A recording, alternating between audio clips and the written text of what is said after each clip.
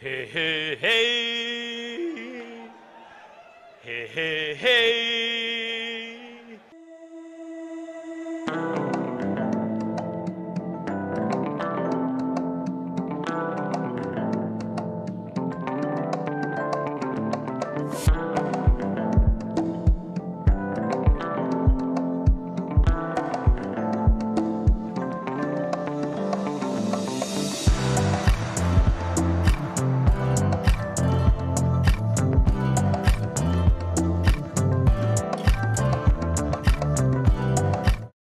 What's going on, everybody? It's your boy Crypto Bobby. Hope you enjoyed our good friend, as always, Carlos Matos. What is up, RC Phantom? What's up, Axeman? What's up, Wolfbane? Hope you guys are having a good day, a very interesting day in the world of cryptocurrency. So there's a lot to talk about, a lot of fun things to dive into today, and as always, I mean, the majority of the time we spend here kind of shooting the shit and talking and answering Q&A. And having a good time. So, and yes, to the point of YT, no wonder we went down to 12K. It's happy hour. I was actually brainstorming happy hour. I had a call for work. Had the call at 4 o'clock. Have the call for work. Go down to the mailroom after that to send some stuff out and check my Twitter. And then you see all this crazy stuff about Bitcoin dropping $2,000 in 30 minutes. I was like, oh, okay. But to kick things off, as always, it is Crypto Happy Hour. And since, I'm in a good mood, we had Bitcoin at close to 14K, but now it's at 12. We got the frosted mug again. We're going for that move.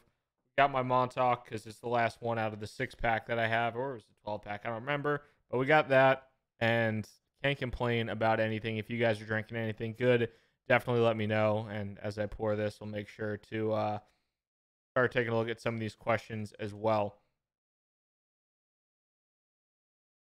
Just popping over to Coinbase, pretty interesting with some of the things that have happened already. I saw a lot of jokes online that, hey, we've already hit, we're already hitting alt season. Things are heating up. You had Coinbase down. You had a number, I believe Binance was down temporarily as well. A number of cryptocurrency exchanges were down just because of a absolute blast off of traffic and trading that happened today. Numerous exchanges across the board had all-time highs for volume, which is pretty incredible. I believe BitMEX had one of its best days ever. Kraken, which is a regulated exchange in the US, I believe had its best day ever. Really across the board, a very solid day from a volume standpoint. See if we head over to Nomics. A lot of times CoinMarketCap's stuff is trash, but let's pull it up. Yeah, I mean, you had $5 billion in volume on Binance today, $2 billion on Deribit, which is pretty crazy to see. Deribit is a BitMEX competitor. Coinbase Pro doing $1.8 billion in 24 hours. BitHum doing 1.5. You have Kraken close to $1 billion in volume. Really, really impressive stuff. Obviously, a lot of it due to the fact that Bitcoin is going absolutely berserk. But this is the type of stuff that, you like to see if you're going to expect positive things to continue to happen in the market as a whole. What's up, Evelyn? Nasty J, what's up, brother?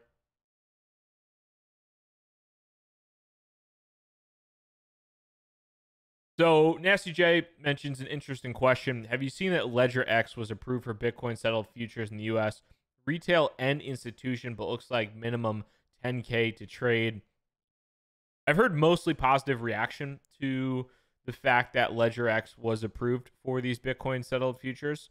And I personally don't have enough knowledge on the main differences and the main advantages between, Bitcoin settled future, cash settled future, and how one might benefit a trader versus the other. I think that's a kind of a topic that a trader would be able to speak better on. But from some of the Telegram groups that I'm in that have either the crypto fund managers or the traders in that were talking about it, it was mostly positive feedback.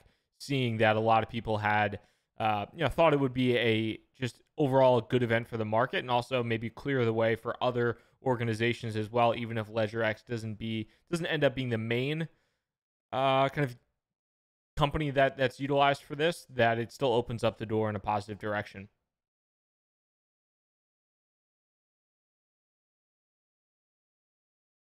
To that point too, I mean, even with, so we mentioned, let's see, CME, Bitcoin, really across the board, CME had, I believe, one of its highest days ever as well. Pull that up where they're at right now.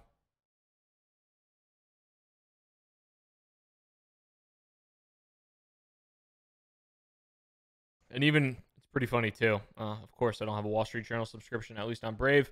But the big story, which was on the front page, I believe, of the business section in the Wall Street Journal, was the big short that is occurring in Bitcoin right now. And the big short referring to obviously the movie with Steve Carell and a number of other people there, but and Brad Pitt and all that stuff.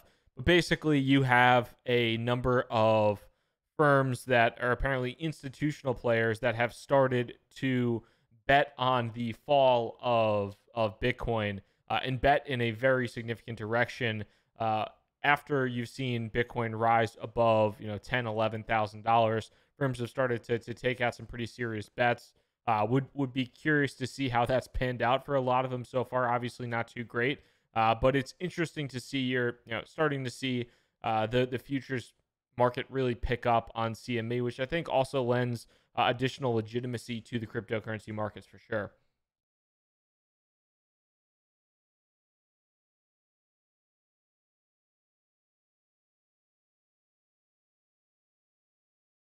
And I think the big thing that a lot of people are looking at right now, and in many respects wondering, is the Bitcoin to altcoin cycle. That has been a big subject of discussion recently, I think, on crypto Twitter and for a lot of people, because I would say that there's certainly a subset of individuals that are either the Bitcoin maximalists or that have gotten burned just from shitcoins and said, you know what, I like the space, but I don't like altcoins.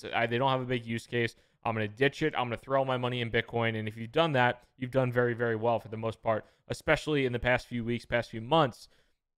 However, you've started to see, the cryptocurrency market as a whole go up, really led by Bitcoin. The Bitcoin dominance has been increasing and increasing and increasing. And then you have a lot of the altcoins that are really bleeding out against BTC. Some have held value against USD, okay, but many of them have been bleeding out against BTC pretty significantly. And that's happened really in the past 24 hours, especially for the large cap cryptocurrencies.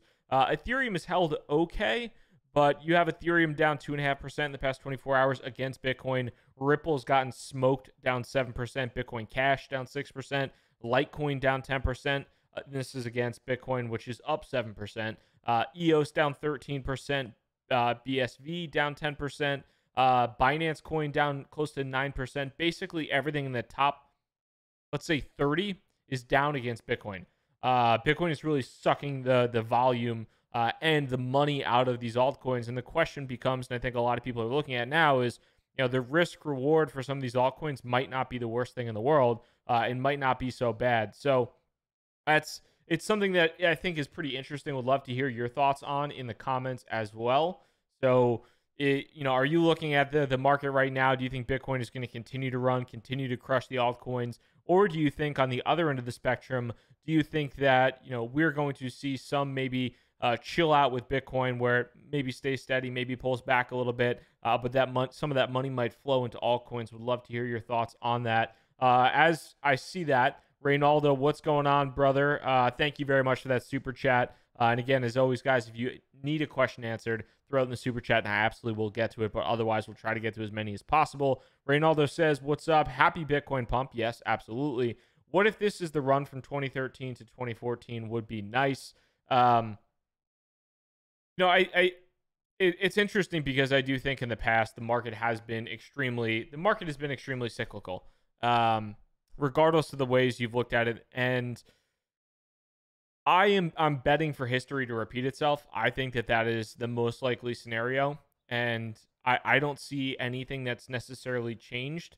Really, outside of the infrastructure and outside of some additional level of sophistication, I don't see a lot that's changed, like human nature wise, in how things move. And I was having an argument with somebody, nice, respectable argument with somebody, saying that people are done with altcoins. They have no interest in altcoins, and Bitcoin is going to pump. And because the institutions, because larger investors are putting money into Bitcoin, that these larger investors are putting money into Bitcoin, that retail will invest.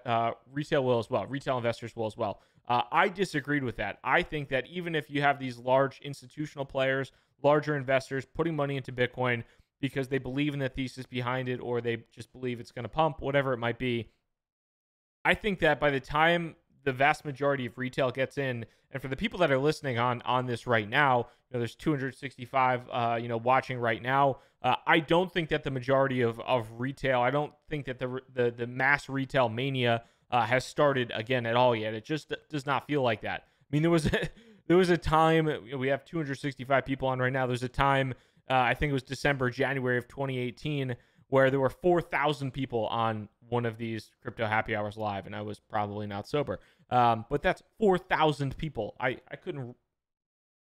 It's incredible. It was nuts. It was the craziest time ever. So the fact that like that level of I think involvement was around, I haven't seen that necessarily come back yet from a retail perspective. And when I look at that, I do think that Bitcoin, by the time people in the retail space are kind of getting back into it, Bitcoin is going to, if Bitcoin continues to move, Bitcoin is going to have run so hard that the majority of people will look at Bitcoin and say, I can't afford an entire Bitcoin, or it's already run, I've already missed the boat. Now what's the next Bitcoin? What is the next thing? Is it this Ripple thing that is the bank coin? Is it Ethereum? Is it Bitcoin Satoshi's eyeballs? I don't know. But that's kind of I think that's what happened in the past, and I still do think that will happen in the future. I think people overestimate the sophistication of retail investors, and also how much they drive the market. What's up, Naomi? Hope all is well. Thank you very much for that super chat. It is very much appreciated.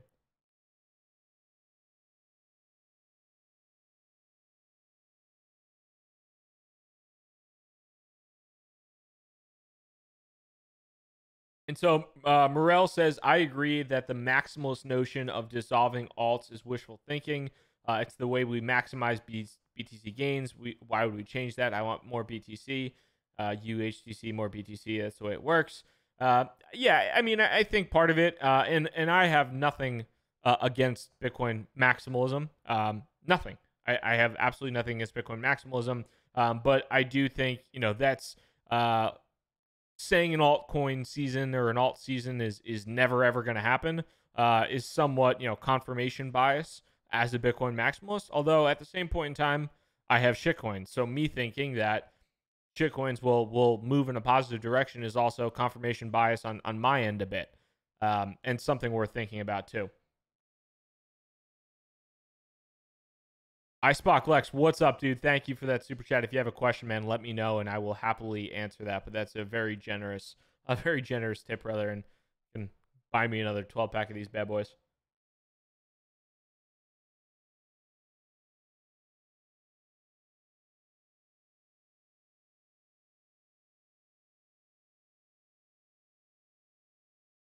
Thank you for the Buffalo Chicken Fund and Crypto Diva as well. Thank you for that too. Yeah, I actually haven't planned out dinner yet, so there is a new cheesesteak place that is pretty close to me, and somebody mentioned it previously. There's a new cheesesteak place that's close to me. It's actually an import from Philly. I think it's like Tony Luke's, and they have a buffalo chicken cheesesteak that's pretty legit. I enjoy it, but I like to get actually 2 cheesesteaks and do half regular, half buffalo chicken. You get a little bit of everything. It's a nice sampler, and then you get the Old Bay seasoned fries. Not exactly the healthiest thing in the world, and my stomach probably feels like shit the next day, but it is it's a wonderful wonderful time.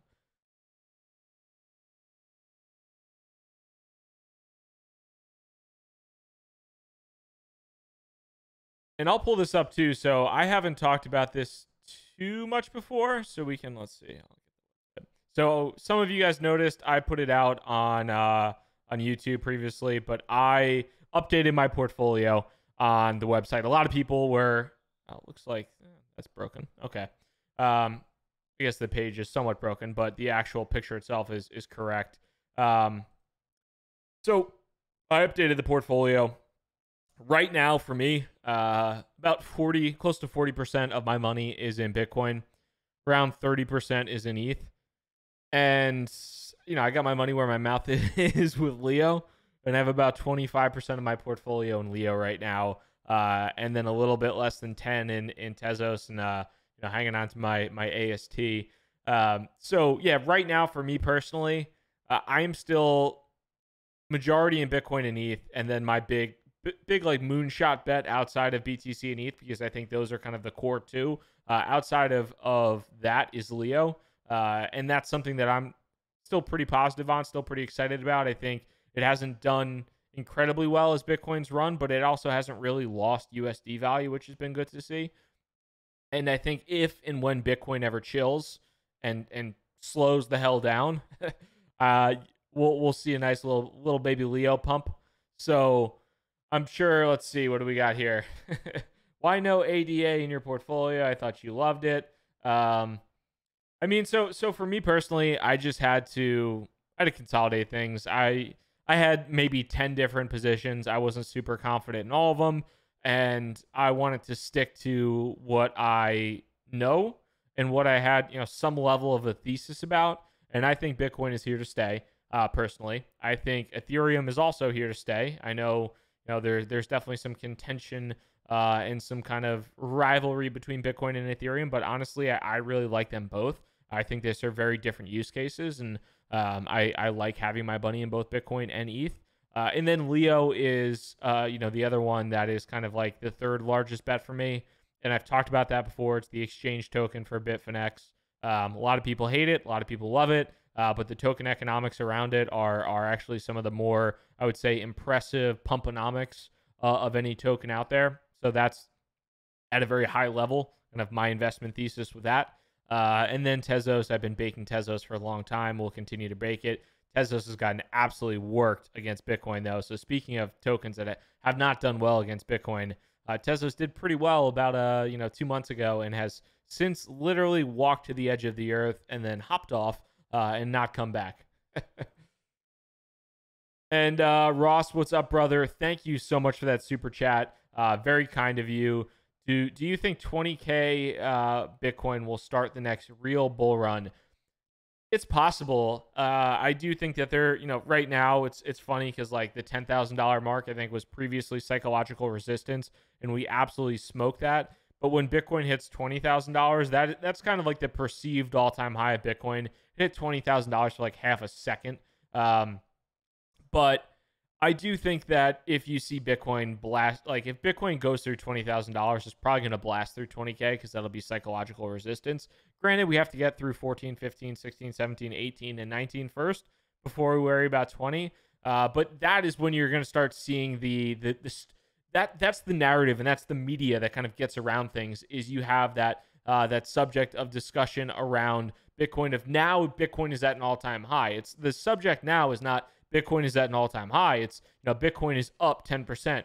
But then there's always the counter argument of, well, Bitcoin was at $20,000 18 months ago or 16 months ago or whatever it is, and people dismissing it that way. So once it gets to all-time high, once it breaks through all-time high, once it makes new all-time highs, that's when a media cycle really starts picking up and going nuts, and you start to have some interesting conversations around Bitcoin again. So I do think that would obviously be something that could really drive FOMO.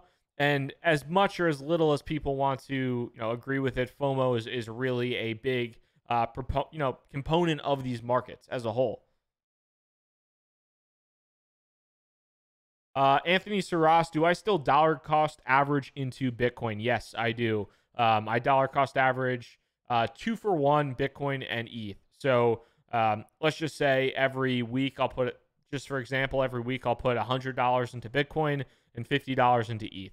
And that's my dollar cost average strategy. Yep, clean shaven Bobby is back. He's back.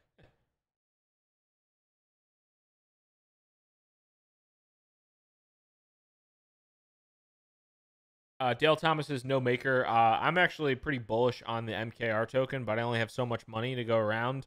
and I just kind of want to concentrate my funds on a few different places. And I sold, I think, a lot of other tokens and crypto to get into Leo, and try to go in with some power. So that was the move for me.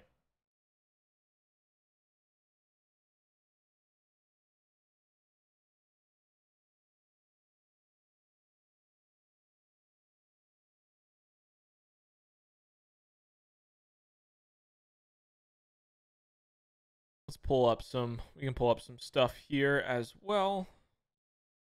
So interestingly enough, too, I'm sure it was mentioned a few different times as well, but Chainlink was added to Coinbase Pro, which is, I think, somewhat interesting to think about.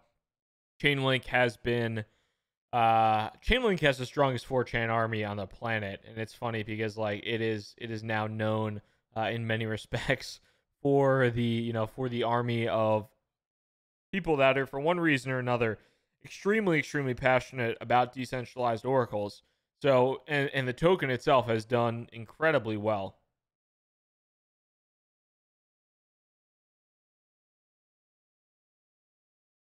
Mall Release says this: what would you tell a relative who has not invested into crypto to invest in crypto? I would say that you can start dollar cost. What I would recommend, and the kind of always original recommendation that I do have for individuals when they invest in crypto or are looking to invest in crypto, is to buy Bitcoin. I think that is the best way to get started.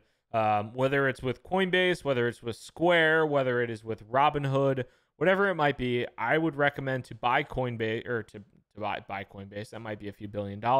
I would recommend to buy Bitcoin, and I would recommend to dollar cost average. I think that is the best strategy for me personally. I think that is one of the more intelligent ways, I think, just like at least psychologically, to go about it. Because like, let's say your mom has $1,000 and she wants to, you've talked to her about, you're an 18-year-old kid, you've talked to your mom forever about crypto, and your mom finally turns to you, she's like, I got $1,000, what should I do with it? I would recommend you tell her, don't put it all in one place, and don't put it all in one time, for the most part. And I would just say, hey, look, maybe buy $100 of Bitcoin today, maybe wait a few weeks, maybe buy $100 of Bitcoin then, and just kind of slowly work your way in, slowly familiarize yourself with the process. There are certainly benefits if you go all in at once. As in, if you went in all at once a month ago, you are in a much better place likely than if you dollar cost averaged. But let's say the market went down. It's scary, and I think it's frustrating for somebody that's brand new to the industry to see the market drop with all of their money into it. So that's why I recommend dollar cost averaging to individuals who are new to the space.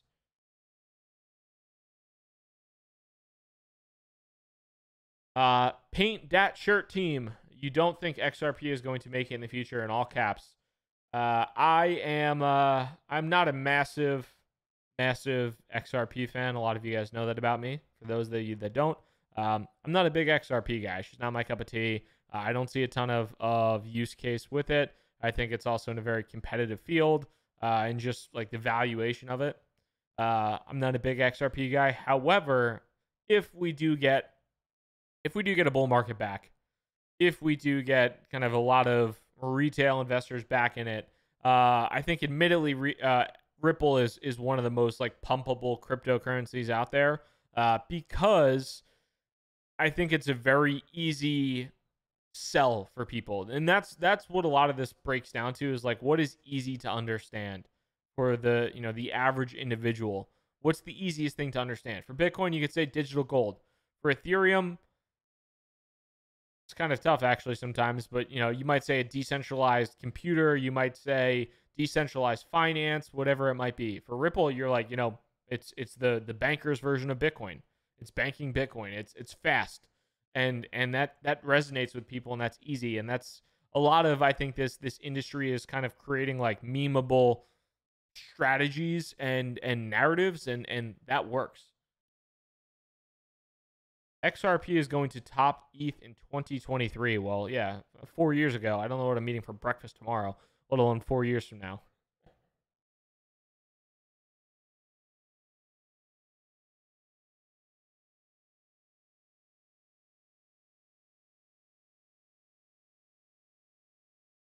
Video lover, I've tipped some BAT to Crypto Bobby. Thank you. I appreciate that.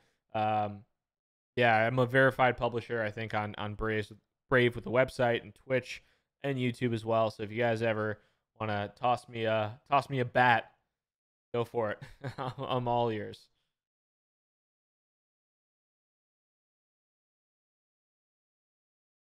And a heads up, I'm going to pull a Justin Sun. I already pulled a Justin Sun on Twitter, but I have an announcement of an announcement. Tomorrow, I am announcing something. So that's going to be fun. I'm really excited about it. I'm pretty stoked. I'm actually really, really pumped about it. So tomorrow, if you're on Twitter and also on the YouTube channel, I'll make a video about it. But I'm pretty pumped up. It's something I'm really excited about. I've been working on for quite a while, and I put a lot of energy into it, putting a lot of time into it, and I think it's really gonna benefit the crypto space in some respects. So stay tuned. It should be fun. It should be a good time. Gonna pull the Justin and just you build the buzz. It's the announcement of the announcement. It works every time, right? And no, I'm not launching a coin. Buffalo Chicken Coin already exists. I created it. Nobody owns it. Not even me. I just created it to create it. But no, there's no cryptocurrency. Nothing to pump.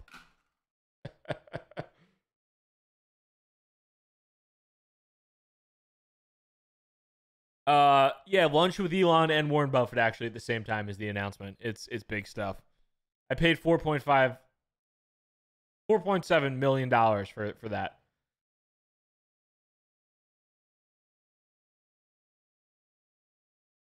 Nasty J, interestingly, Bobby, as someone who publishes content, has Brave had any impact on your finances?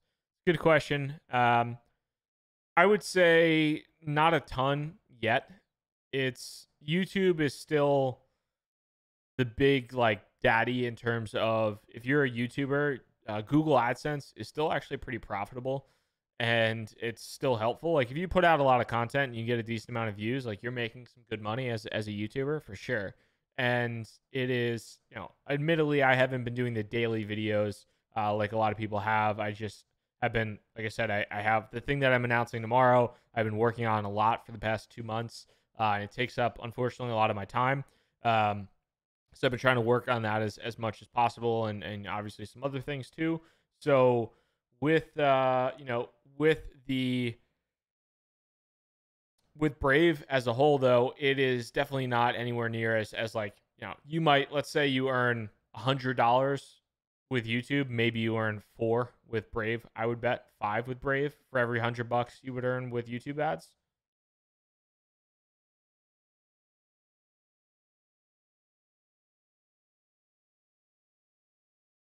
And Daniel Barnett, no, I'm not going to be a paid group leader. We're back in a. I'll say one thing: we're back in a bull market because my man's DDK is pulling the old Bobby's drunk trick, where Bobby has actually had less than one watermelon session ale from Montauk Brewery. Shout out Montauk Brewery. 4.9% alcohol. So if you think my 180-pound ass is drunk off 4.9% alcohol, you got another thing coming. I could take like 2 of these without being drunk. Talk about Sparkster. Oh well, is Sparkster still alive? Oh, Sparkster. What a Hall of Famer. What a Hall of Famer. Is it up? Ew. Holy shit. Where's this even traded? Galaxy? Some might say this was the Hall of Fame ICO. I don't know if that's me, but some might say.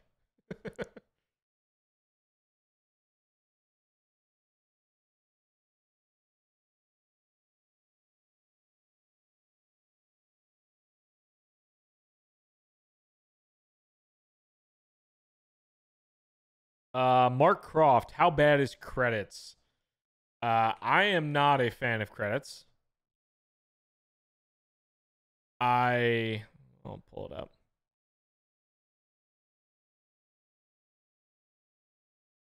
I'm not a fan of credits. It's just not really my cup of tea. It never has been.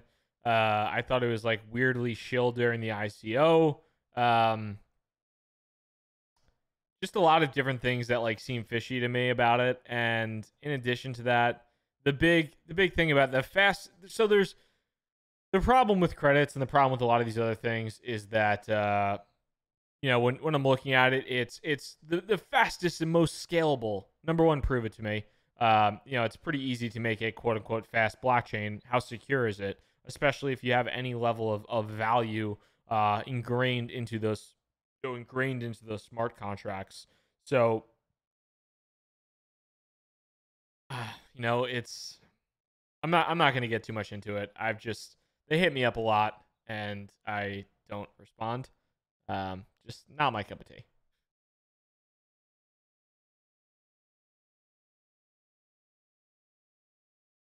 Thank you very much, Anthony. I appreciate that, dude.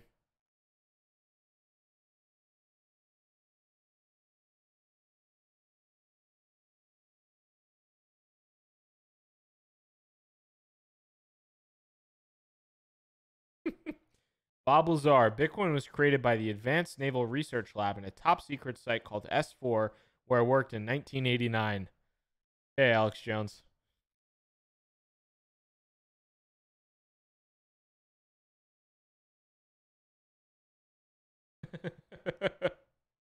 Oh, that's awesome. This is great. Bob Lazar. This euphoria reminds me of when I discovered I would be working on reverse engineering a nuclear reactor housed in the lower level of a UFO.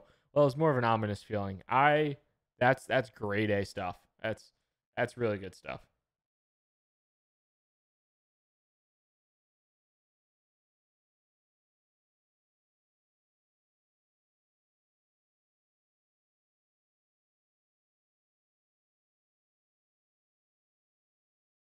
To shoot away on the questions, trying to get to as many of them as I possibly can.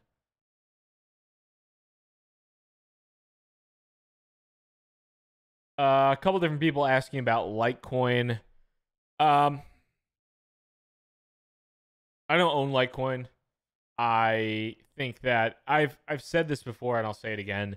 I think that fast transaction cryptocurrencies and blockchains are among the most easily replaceable blockchains and cryptocurrencies out there. However, let's see if we can pull this up.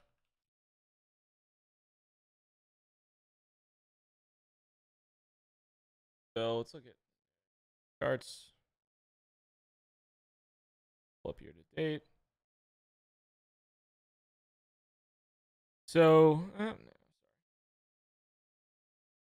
the median Bitcoin transaction fee is up pretty substantially since I would say April. It is right now. It's at what is it at? About $2, a little bit over $2. Went all the way up to about $3.30. And I do think that that is something worth keeping an eye on for Litecoin and for some of the other cryptocurrencies out there. If this continues to move up, going back to the point of easy narratives, transaction fee is amongst the easiest narrative for somebody to understand. If somebody is brand new to cryptocurrency, absolutely brand spanking new to cryptocurrency, and you go to them and you say something like this, you're like, you know what? Hey, you can send $100 of Bitcoin, and you're gonna pay $5 to send $100 of Bitcoin. And they're like, why do I have to spend why do I have to spend $5? And you're gonna say, well, that's the transaction fee, and that's what you need to do. Or somebody can buy Litecoin and they'll buy $100 worth of Litecoin, and you say, okay, you can send $100 of Litecoin, and it's 5 cents or whatever it is.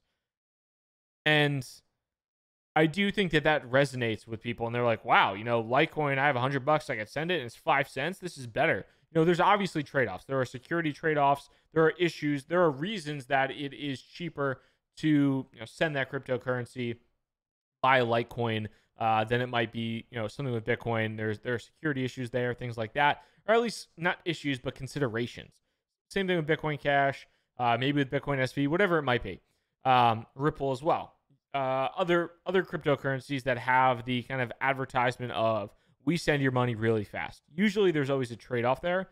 However, the trade-off becomes worth it for the average person when you have the price of a Bitcoin transaction fee, getting really big. And that very much happened. And, you can kind of see that as really peaking alongside of the kind of mass mania and the alt season of 2017, 2018, where you had Bitcoin transaction fees rising to from all the way from $4 all the way up in not a very long amount of time to $34, and then pretty much right back down within a month or two. So it's something that you definitely want to consider and think about, especially if you are like an LTC bull. Again, I'm not, but this is the Bitcoin median transaction fee, the chart. I would keep an eye on that because I do think that is a massive driver of success in price for things like LTC and some of the other more transaction fee based cryptocurrencies.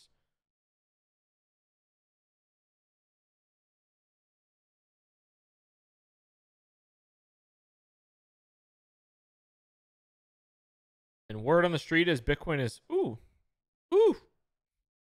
This is, I mean, what kind of market are we in if Bitcoin is up? How $600? What are we at? Bitcoin's up a couple $100, $260 maybe since we started. That's a different time. It's a different, maybe we're in, it's welcome to the Twilight Zone, folks.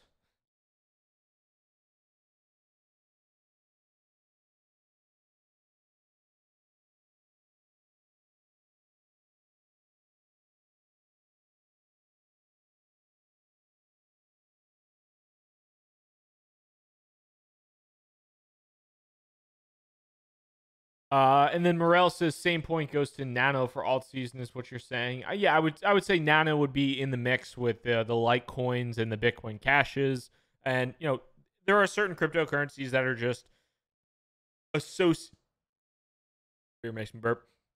Certain cryptocurrencies that are just associated with low transaction fees as their main selling point, and I do think Nano is one of those. Obviously, in addition to the Litecoins and the Bitcoin Cashes of the world.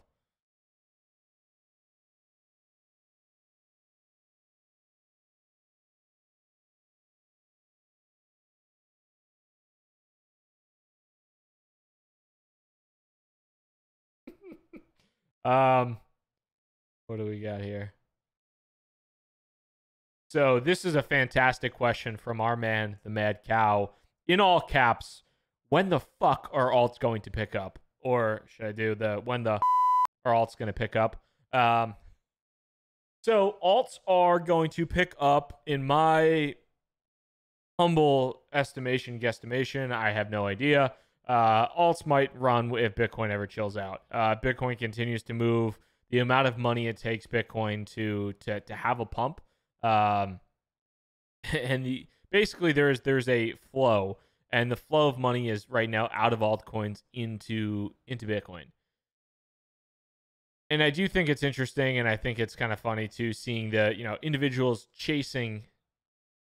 At least for me, when I look at the risk reward of some of these kind of plays, you have a lot of people chasing maybe smaller moves on Bitcoin to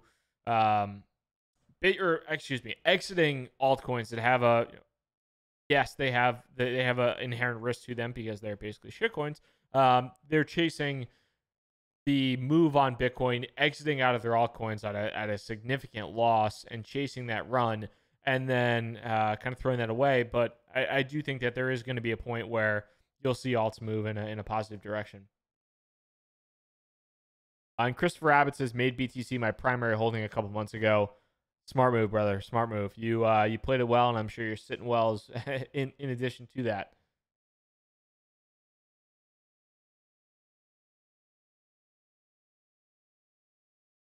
So that's an interesting question, J Bags. What's up, brother? Always good to see you, my man. So J Bags says, seeing polls on Twitter like, do you like Bitcoin's price being driven up by Tether? Could it be different this time? I remain neutral. So there are a lot of people out there. Let's see if I pull up Twitter. Here's one.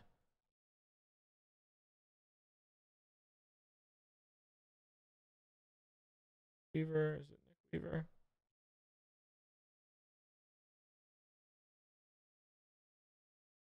There we are.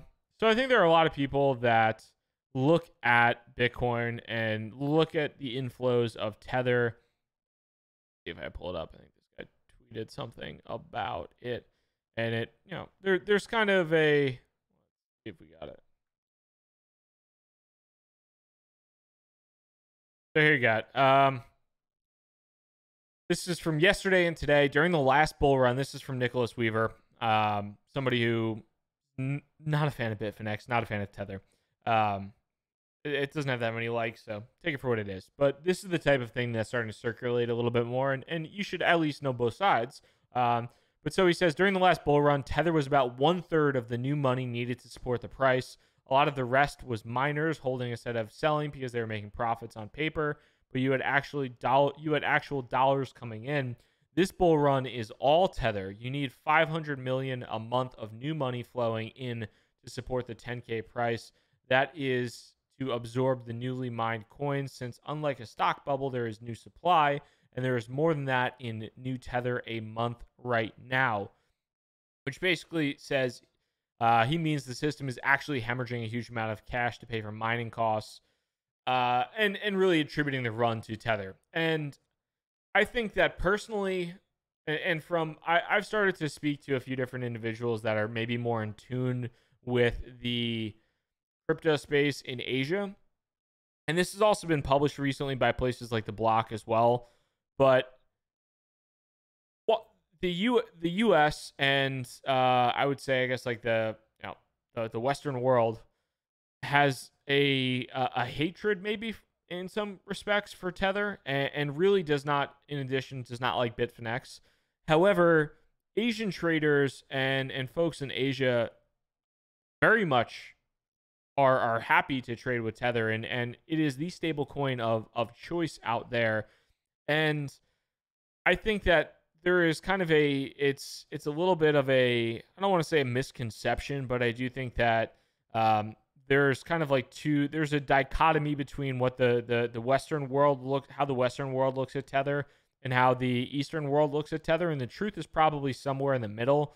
But a lot of the, I think, things that are kind of spoken about it, I don't know. I would have a hard time attributing the entire move to Tether. I don't think anybody, you have people attributing the Bitcoin move to Libra and Facebook, and saying everybody's interested in Bitcoin now because of Libra and Facebook. You have Bitcoin pointing to, you have people pointing to Tether. You have people pointing to institutions coming to the space and more sophisticated investors, things like that. Really across the board, there's no accurate way for the most part of knowing. It's pretty difficult to point to a specific reason, at least in my opinion, as to why the price of Bitcoin is moving in a positive direction.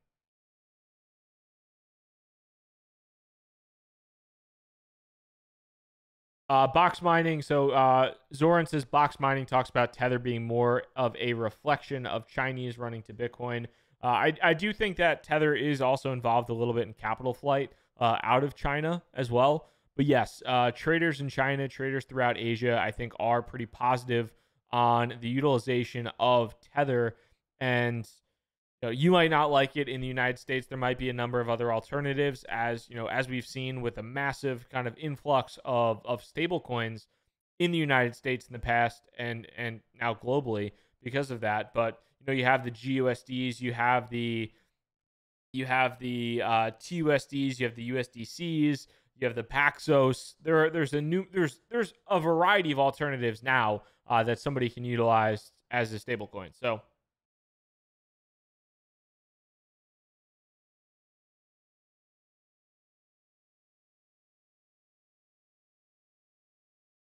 Dale Thomas says, have you read the Bitcoin Billionaires book? Great read. Yeah, let me see if I can get you guys a link of the... let me see if I get it for you. So Bitcoin Billionaires is a pretty fun read, I would say. It is from the author of the... it's from the author of... Log into Amazon. No.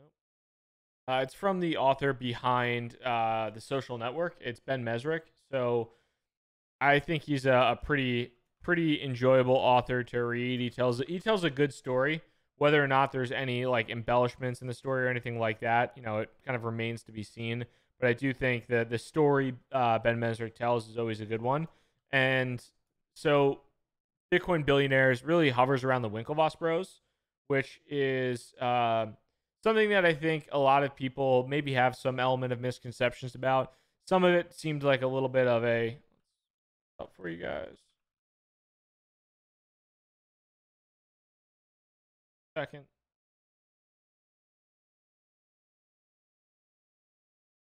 So I'll put the link there in the comments. It's in the restream. So if you click on that, it's an Amazon link to get you to the book. But basically, with Bitcoin Billionaires, you have the Winklevoss brothers who are actual billionaires now because of Bitcoin.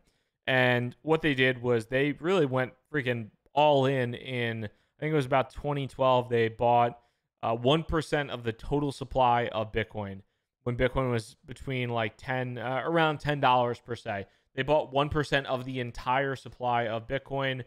Granted, you have new Bitcoin mined on a consistent basis, but let's just say, for example's sake, they own about 1% of all Bitcoin. So right now they would own about, say, what is it? $2.2 billion worth, probably around there, maybe a little bit more, in addition to their stake in Gemini and all that type of stuff. So it's a really enjoyable book. I liked it.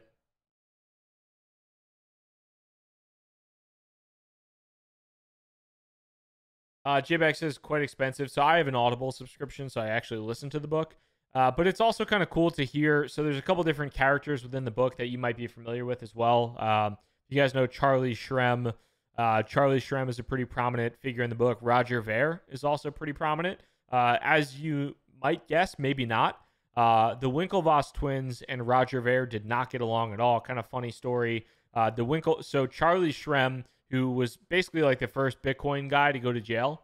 Kind of sucks. I feel like Charlie Shrem was just like a kid and got railroaded and really didn't know what he was doing, and just kind of Charlie Shrem got rich on Bitcoin at like 22 years old and started a company that was basically an exchange. Didn't really know how to operate it, didn't really abide by the laws, and just got carried away and was like making so much money hand over fist that he made some errors, and the kid went to jail for like a year to 2 years. Now he's not a kid, obviously, but his company was BitInstant, and with BitInstant, you had Cameron and Tyler Winklevoss invested in it, and also Roger Ver invested in it as well. Interesting story too. Roger Ver, I think, didn't even meet Charlie Shrem. He just wired him like $150,000. I think, heard about him or heard him speak somewhere, and sent him like a chat message, and literally like within like a day or two sent Charlie Shrem like $150,000 for 15% stake in his company. And then the Winklevoss twins later invested in BitInstant, and the Winklevoss brothers and Roger Ver did not get along at all. Roger Ver said they were like part of the establishment, they were statists and all this stuff, and the Winklevoss brothers basically said Roger Ver was somebody who was a felon and went to jail and all that type of stuff. So it's a good book. It's an entertaining book. If you're familiar with Bitcoin, if you're familiar with the cryptocurrency world, and you like to hear about the background, it was a cool story about like the 2011, 2012 timeframe of the crypto world, really focusing around how the Winklevoss brothers got into it, as well as like Charlie Shrem and kind of how the industry maybe grew up a little bit. Naomi, thank you so much. Have a buffalo chicken wrap on me. I absolutely will do. Thank you. That is very, very kind. And yeah, if you guys need a link, it's in the YouTube chat on the side, so you can click on that, and that'll take you there.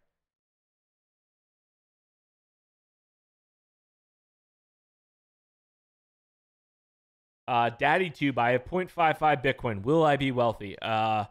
You'll be wealthy if Bitcoin goes to $1 million, but will it? I have no idea.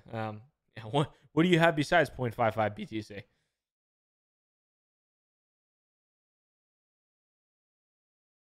Crutches, what's up, brother? Did I go live at 9:20? No, but I thought about it. I did think about it, but I did not go live then. But I think my thoughts were enough.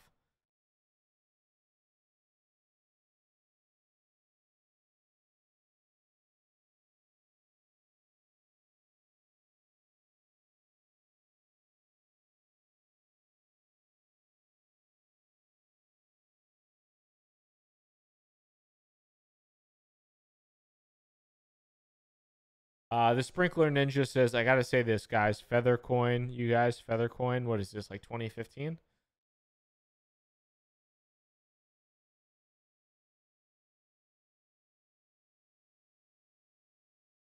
Thomas, what's up? Opinion on Pareto and B token. So I don't even. What's Pareto? It sounds familiar, but I have no recollection at all. Pareto rewards. Ugh. You're really. Thomas is diving in the dumpster for those low caps. $330,000 dollar market cap. Traded on KuCoin with a 54K.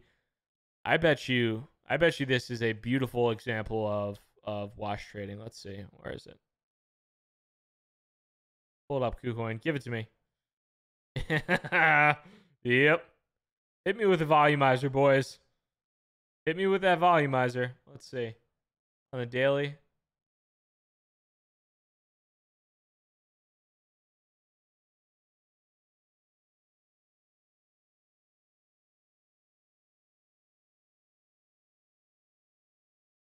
Ugh.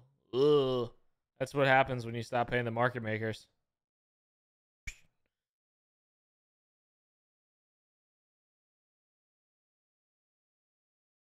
Proper gold. Damn, I was censored. Cool. Well, sometimes YouTube has this algorithm where it picks up if you have a shitty comment and you're not funny, and it will either kick you for that comment, or maybe I'm talking and also removing your comment at the same point in time because it's also not funny, and you need to be more original if you're a troll. Like if you're a troll, be a good troll. If you're an idiot, that's fine too. You're just an idiot. So we're here for both. That's fine. We accept everybody regardless of intelligence on the Crypto Bobby channel. Always happy to have you. But yeah, being censored is beyond your scope, bud. Nobody cares about censoring you.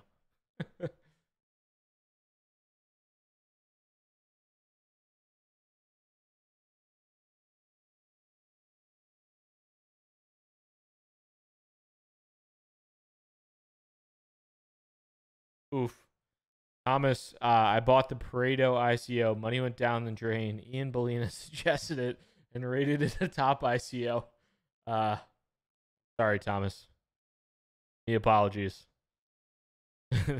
This shirt is not financial advice.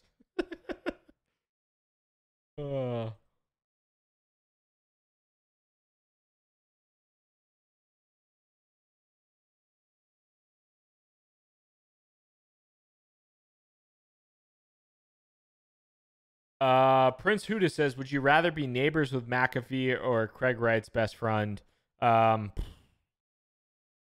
if you're neighbors with McAfee, you might get killed. Allegedly, if you're neighbors with McAfee, allegedly you might get offed. If you are Craig Wright's best friend, you might actually try to kill yourself. So either way, death is kind of inevitable. So it's a coin toss at that point.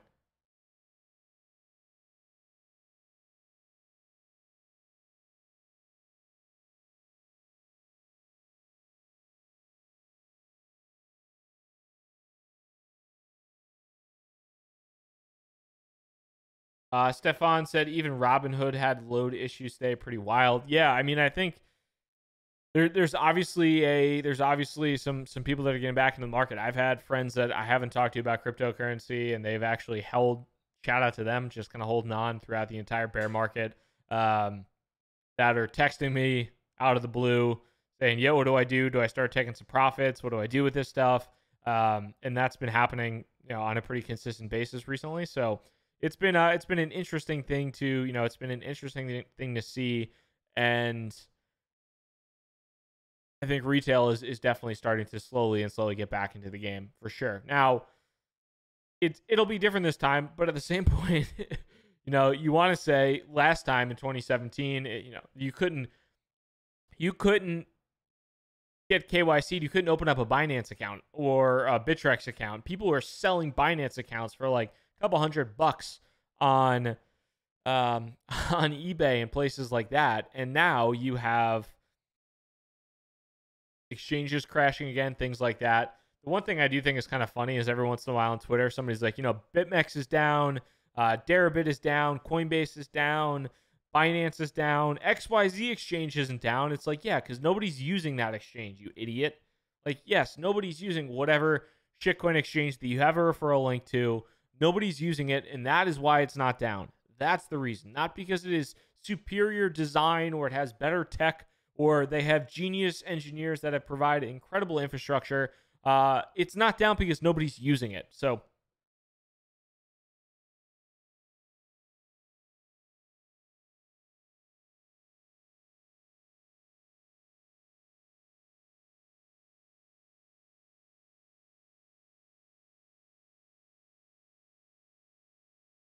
a hot tip, neck breaker, and anybody else. I don't censor anybody. I don't care. There's 390 people here right now, and I don't have time to simultaneously go through the comments as well as stream. So I am not censoring you, you sensitive little baby.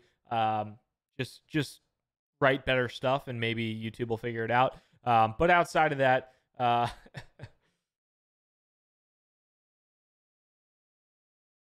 the Axie exchange. So I've just been keeping an eye on this. I have no account. Biaxi was shilled hard on crypto Twitter because they have a RefLink program. I don't know all that much about the liquidity yet. Let's just see. Let's take a tour. Let's look at it. See what's happening. I'm pretty sure the only pair with a ton of or with a good amount of liquidity was really the Biaxi to BSD pair or to BS. Excuse me. Biaxi to BTC pair was basically the pair with the most liquidity. Let's see how much is being traded on BTC to USDC. Not a ton.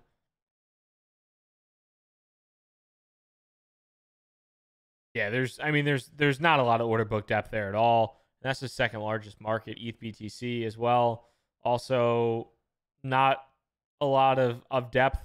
So, for me, I would wait until that figures out. I do think Biaxi is somewhat lucky that the stuff with Binance is happening as it is, because if Binance does shut down U.S. accounts, and if they, I would say, aggressively geofence, it's something to keep an eye on, because if they are to aggressively geofence and they start banning people who, even IP in maybe once from a U.S., just if they aggressively go after it, then I do believe that you're going to start seeing some outflow into exchanges that are friendly with U.S. users. And I believe Biaxi is one of those, if I'm even pronouncing it correctly. But they definitely need to get the volume up. Like the volume right now is the only volume that they have at all is on their own token trading pair. And they have 40 BTC of volume, which is 400K in volume, which is not all that much for a centralized exchange. So you want to keep that in mind. I would not say to move your trading activity there, because if you want to, you're probably not going to be able to trade anything.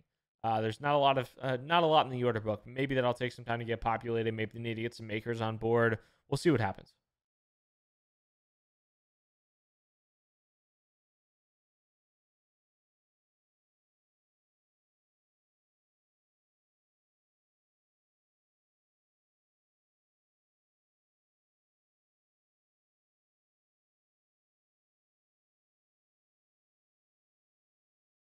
Morel says YouTube views are a decent indication of retail participation. Yes, I think they are for sure. Low participation with high means we haven't even begun yet. Well, that's, if we're specifically looking at retail, but I also do think there definitely has been a bounce off the bottom. I think the big and the consistent YouTubers out there, you got like the guys like Data Dash and some of the other folks out there, they're back to getting 20, 40,000 views a video, and on a pretty consistent clip. The guys are doing it on a daily basis. So I do think that's actually pretty close to bull market territory. It's not the days of Dougie Polk getting 100K views on a video within 5 minutes of putting it out, probably. But I think we're definitely trending in the right direction, because there were certainly times where you had people with 100 plus thousand subscribers getting a lot less than 10,000 views on a daily basis. So I think we've definitely bounced from a retail standpoint, but nowhere near where we were previously either.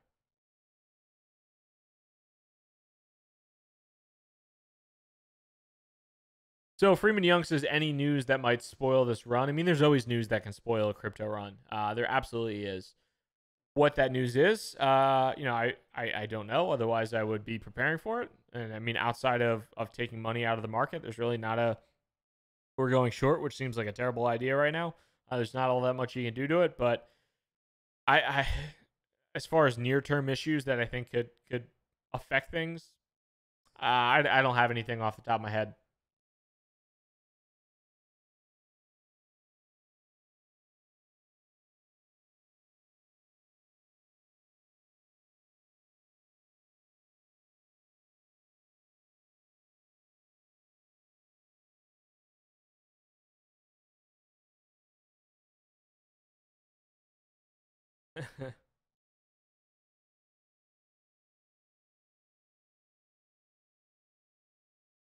Naomi says, just finished reading the book yesterday, referencing, I believe, Bitcoin Billionaires. The link is there in the chat if you need it. But Naomi says she just read the book and it was interesting and easy read. Yeah, it's an easy read that you can enjoy. Or if you have an Audible subscription like I do, you could listen to it. It's a fun listen. Totally.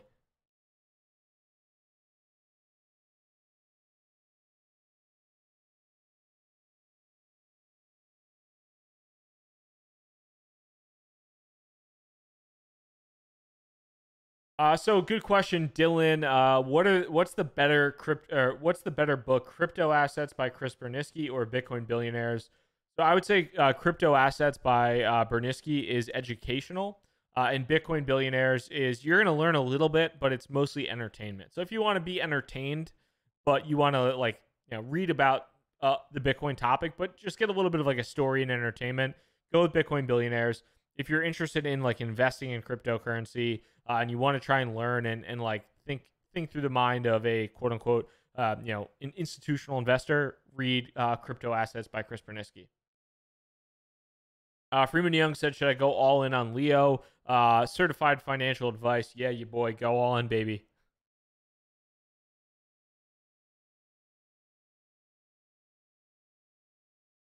And guys, at this point in time, I have not eaten dinner yet, and I'm starving. So I think I might go ahead and a buffalo, maybe not a buffalo chicken wrap, but a buffalo chicken cheesesteak sounds like a pretty solid move. So I'm going to go ahead and do that. As I said before, special announcement coming tomorrow. Big time partnership with Tron, JK. No partnership with Tron, but special announcement from yours truly tomorrow. So stay tuned for that. I'm really excited about it.